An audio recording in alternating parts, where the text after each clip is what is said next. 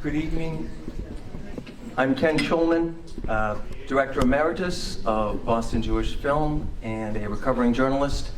And we are very fortunate tonight, first of all, to have a great friend of Boston Jewish Film in Ty Burr, a local and national treasure, a brilliant, perceptive, and incredibly well-informed film critic who wrote for years.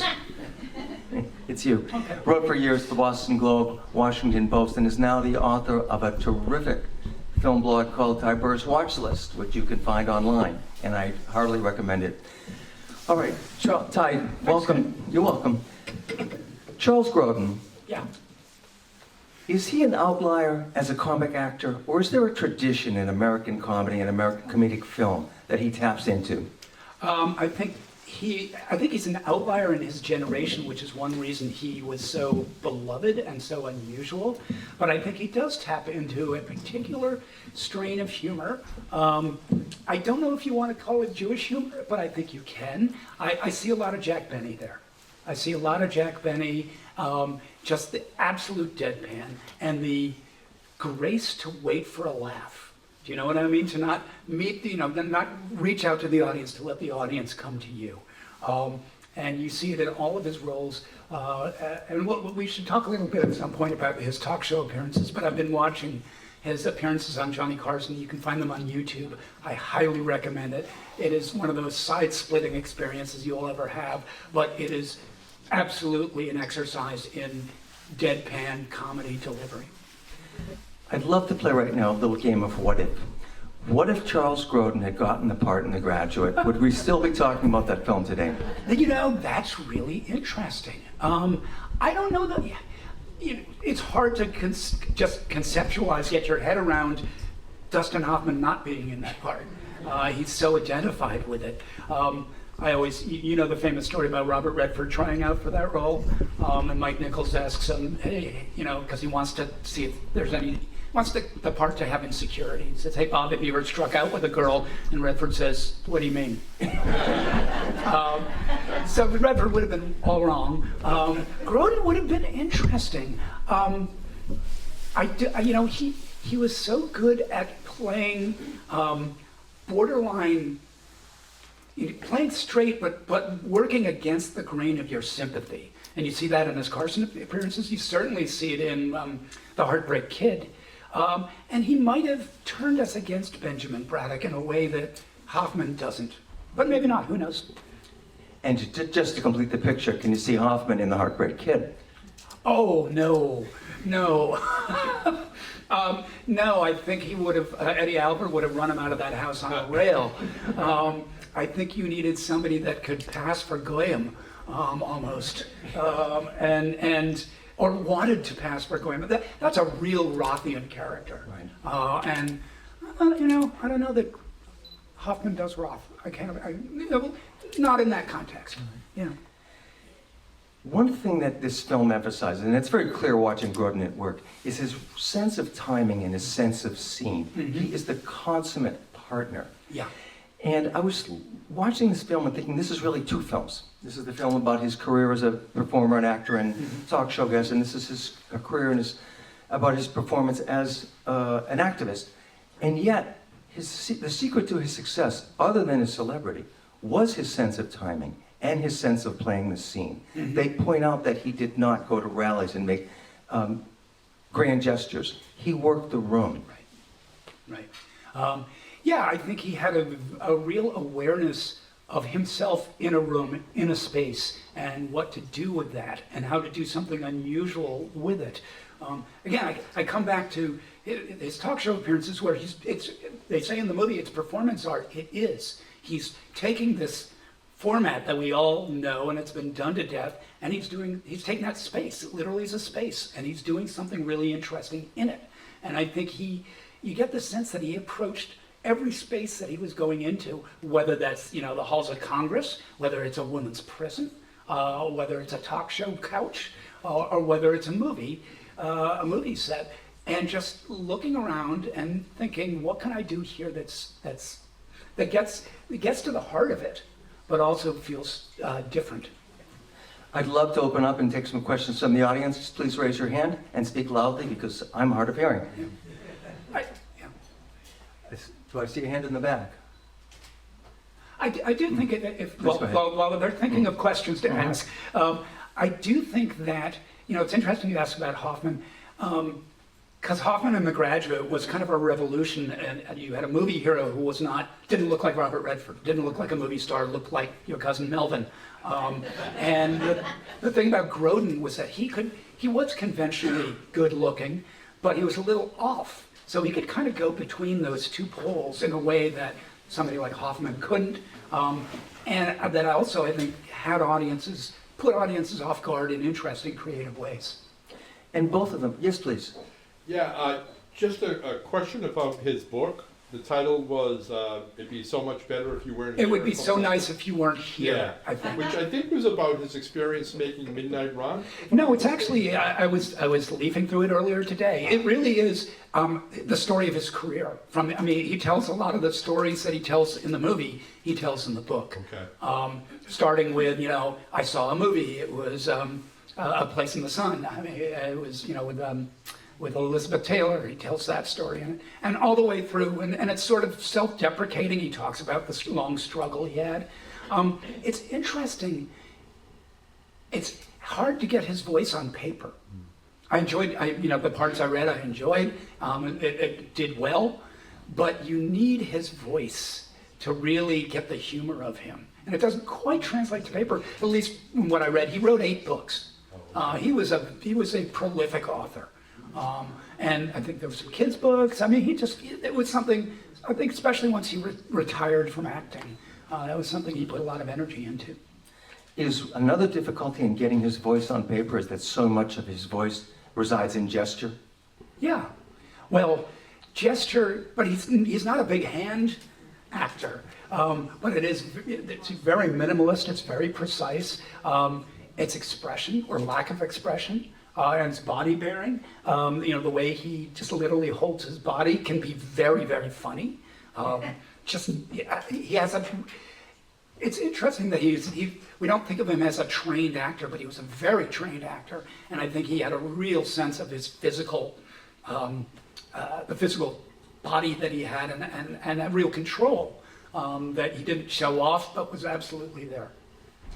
I asked her earlier whether there was a tradition of comedic acting that he comes out of.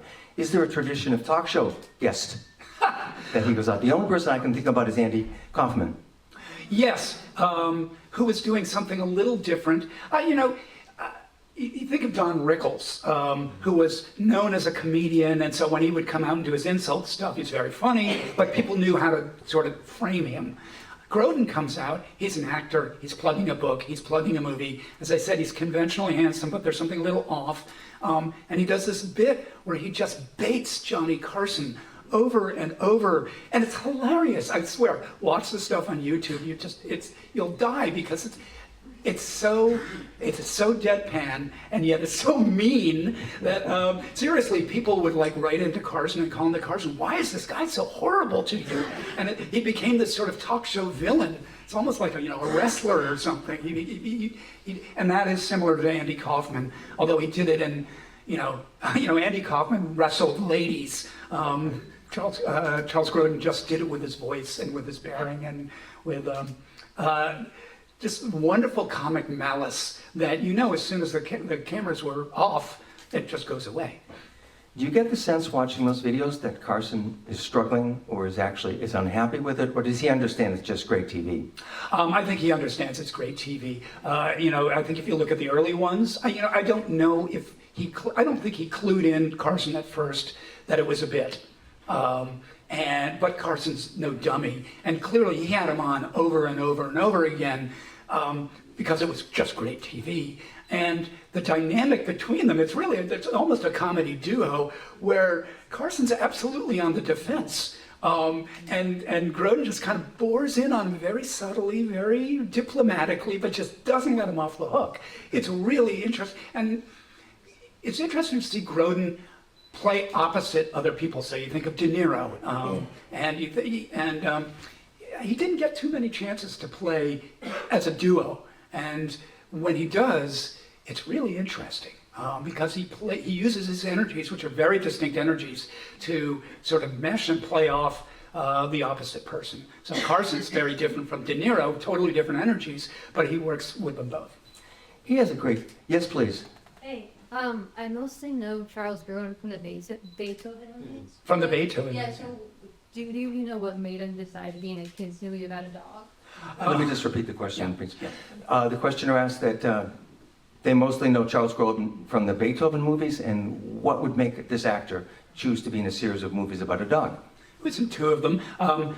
Money. What reason that a lot of actors pick, projects that you kind of go, huh? He probably didn't expect it to be so successful that he had to make a second one, or that there would be a second one, but he made it. He didn't have to sign up for it. Did you ever see him in Clifford with Martin Short playing like a 10-year-old boy? The adult Martin Short playing a 10, they had a clip from it in the movie.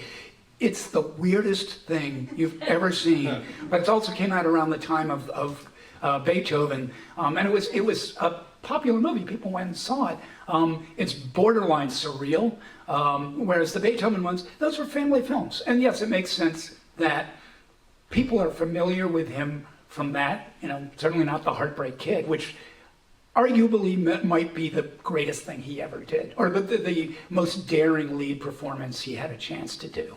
And no coincidence, it was Elaine May directing him to it. But I think just it makes sense that people know him from the Beethoven movies in the same way that when Diane Keaton died recently, the headline in People magazine online was star of the Father of the Bride movies passes away, which is a knife to my heart and anybody who saw Annie Hall.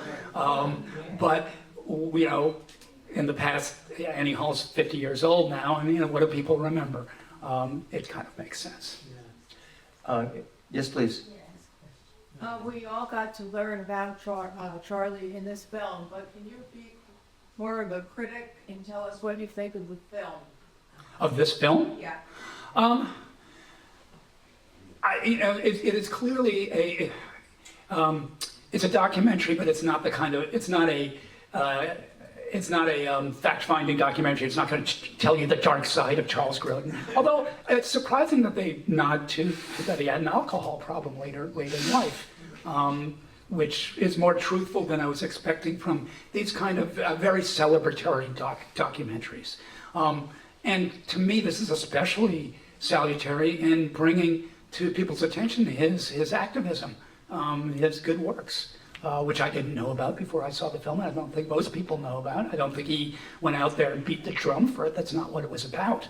But it really tells you more about this person, and it's an inspiration. It's an inspiration for us all. So on that, I think it's in terms of filmmaking craft, it's a good, straightforward documentary.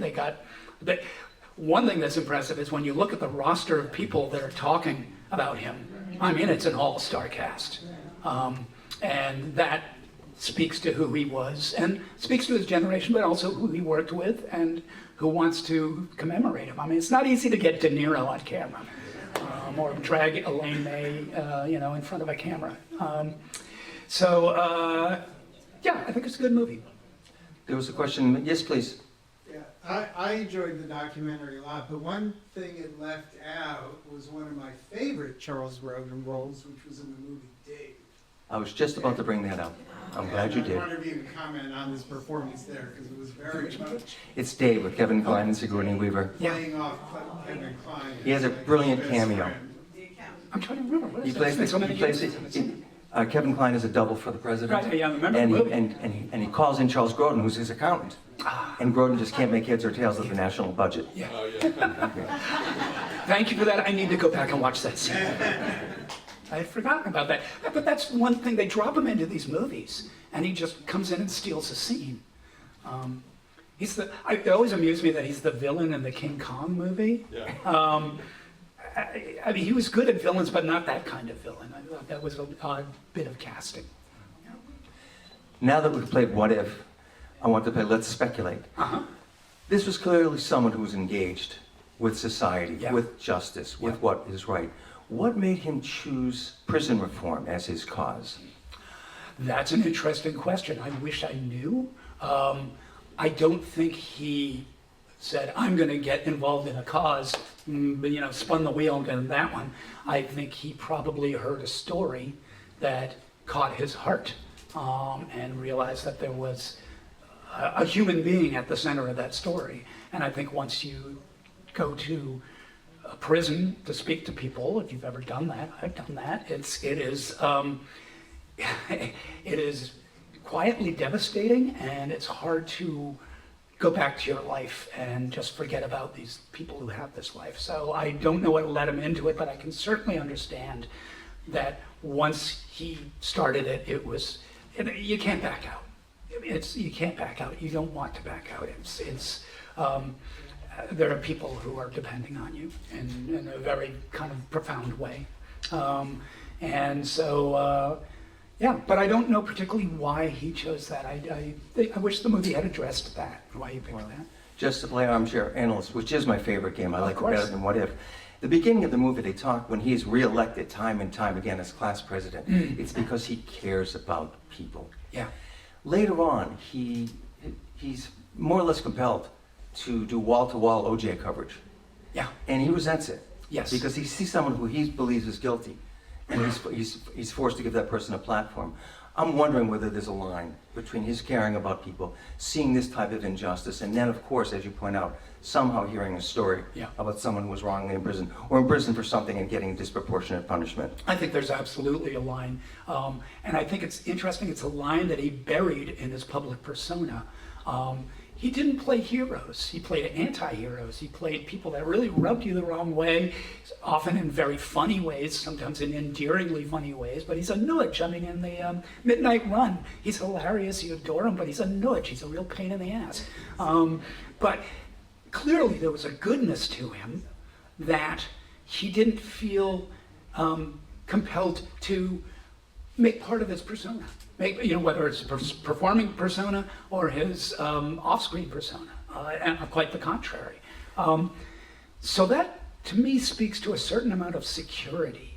And I wonder if, and just sort of self-possession. And I do wonder, he speaks in the book and in the movie about just the incredible amount of rejection he had for the first 15 years of his career. And how hard that was, and how hard it is for any actor to just get rejected over and over and over again. And I think that you have to have a sense of self to sort of survive that, and a sense of who you are, and a sense of right and wrong. And I think that was there from the beginning, whether it was given to him by his parents, or what? I don't know, but it's part of who he was. And interestingly, it's not the part that was on screen. So that's the surprise of this documentary. Is like, oh my God, he was a mensch to the nth degree in ways that we really didn't understand. This has been enlightening and entertaining. Is there anyone else that would like to make a comment or ask a question before we adjourn? I want to hear some more people's favorite Charles Grodin roles. I watched Heartbreak Kid with one of my kids a couple of years ago. Oh my God, they hated it. It is such not a Gen Z movie. He's the most horrible person in it, which is what's funny. My kid was going, "Why are you making me watch this movie? He's so horrible." And I was like, "That's what's funny." He's like, "No, it's not." So times change. Well, I can tell you my favorite line from that movie is "There's no deceit in that cauliflower." I say that time and time again. That's the way. The scene, they showed the very little part of it when he's breaking up with his wife on their honeymoon, and her performance is just as funny as his, in a very different way, and they really complement each other. And the pecan pie and the whipped cream. Yeah. Oh, yes. That movie came out in what, 72, 73? So I was like 15. And seeing that downtown at like the old Pie Alley or the Cherie or something, Gary, I don't know, one of those Sac cinemas downtown. And it blew my doors off. I remember having trouble kind of triangulating my way around it because it was about this horrible guy, but it was also funny and there were some human truths in it. And that scene where he breaks up with his wife over dinner is just, and the fact that Elaine May is directing her own daughter in this scene of abject humiliation. Boy, it took me a while to come to terms with that. That's tightrope, that's tightrope filmmaking. Well, I've never gotten over my crush on Sybil Shepherd, so. Take The Heartbreak Kid, again, going back to The Graduate. They both have quite enigmatic endings. You've got Dustin Hoffman and Catherine Ross staring at each other, realizing they've probably made a mistake. Right. Charles Grodin is expounding on his philosophy of giving back to the world to a 6-year-old at the dinner party. Right. They're both anti-heroes who are sort of getting their just desserts. Correct. And I think that was, these movies, when they came out, they were anti-Hollywood movies. We've been fed so much Hollywood happy endings that the shock and delight of these movies was that they had either downer endings or endings that made you think. And the famous one is in The Graduate, where Catherine Ross and Dustin Hoffman are in the back of the bus, and she's in her wedding gown, and they run out and they've had this moment, and then they're just, what next? And what do we do now? And that's a really profound moment. And I think in Heartbreak Kid, he and the movie have been walking on this tightrope of this guy is doing a horrible, horrible thing, but there's no other word for it, his balls are just so impressive in the way he just goes after what he wants, and with such weird creativity that you're kind of admiring him. And yet, at the end, you realize he's fooled himself. He's outfoxed himself, and that's where they leave us, and that's where they should leave us. Any other favorite Charles Grodin moments? What's your favorite Beethoven moment? Come on, bring it on. Where the dog slobbers all over. That's kind of the movie. Everyone's. Same time next year. Same time next year. Well, he's not in the movie. Yes, he is with Dolby. No, wait a minute. No, isn't Alan Alda in there? Because Alan Alda is in the movie. Yeah, I wish I'd seen him on stage. Oh my God, with Ellen Burstyn, it must have been amazing. Yeah. Do any films of that performance Seems exist? like old times. Seems like old times. Seems like old times. Yeah. There's probably a videotape of it down in the theater library down in Lincoln Center. I bet that you could go down there and probably find it. But to my knowledge, no, there's no public video of it. It's just too bad. All right, I think we're going to wrap it up. It's been wonderful. Thank you for staying time. Thank you so much. Thank you. Thank you, Ken. Thank you, everybody involved with the Boston Jewish Film Festival, for all you do.